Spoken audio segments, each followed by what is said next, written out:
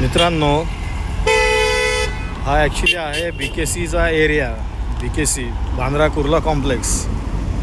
इथे MTNL या साईडला आणि थोडं पुढं आलं की टाटा पॉवर या साईडला. आणि तसंच बघायला गेलं तर बाजूला नीता मुकेश अंबानी यांची शाळा. इथे बघा, त्या बाईने साईडला ट्रक उभा केला आहे पार्किंगच्या साईडला. इथे ॲक्च्युली अलाउड आहे नाही काय माहीत नाही आहे, पण ॲक्च्युली आता अलाउड करतच नाही आहे. तरी पण याने साईडला लावून सिंगल लाईनला त्याला टोचन लावण्यात आलं. आणि मुकेश अंबानीचे 27 माळ्याची बिल्डिंग, त्यात तो घरामध्ये तिघे चौघेच असतील. पण बघायला गेलं तर बाकीच्या फ्लोअरवरती गाड्या उभ्या असतात.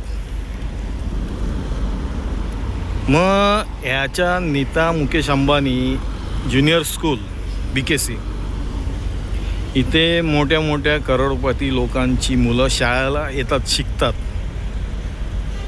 डोनेशन पण तसं घेतच असणार.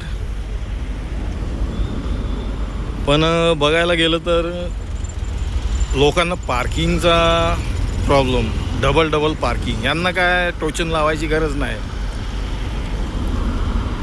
मग हे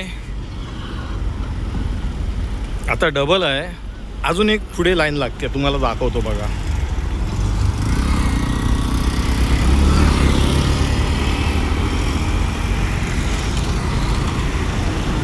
ती व्हाईट गाडी तिथे ट्रिपल पार्किंग. आता तुम्हाला पुढेच घेऊन जातो मी, चला माझ्याबरोबर.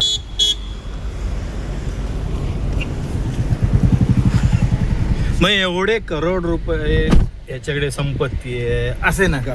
ती त्याच्या वडिलांनी कमवलेली आहे. डोनेशन मोठे मोठे घेतो. मग शाळेवरती पार्किंगसाठी फ्लोअर करू शकत नाही. बघा, आता मी तुम्हाला दाखवतो. डबल टिबल पार्किंग.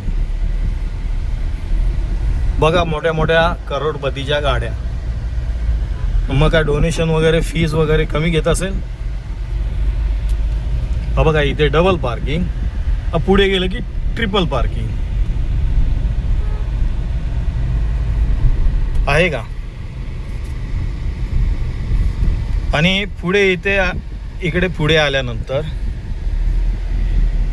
ही सिंगल लाईन होते. डबल टिबल पलीकडे एक लाईन झाली. मोठी बस आली की परत ट्रॅफिक जाम. लोकांनी चालायचं तरी कुठे. मग या मुकेश अंबानीपर्यंत एवढं पोचवा, शेअर करा. आणि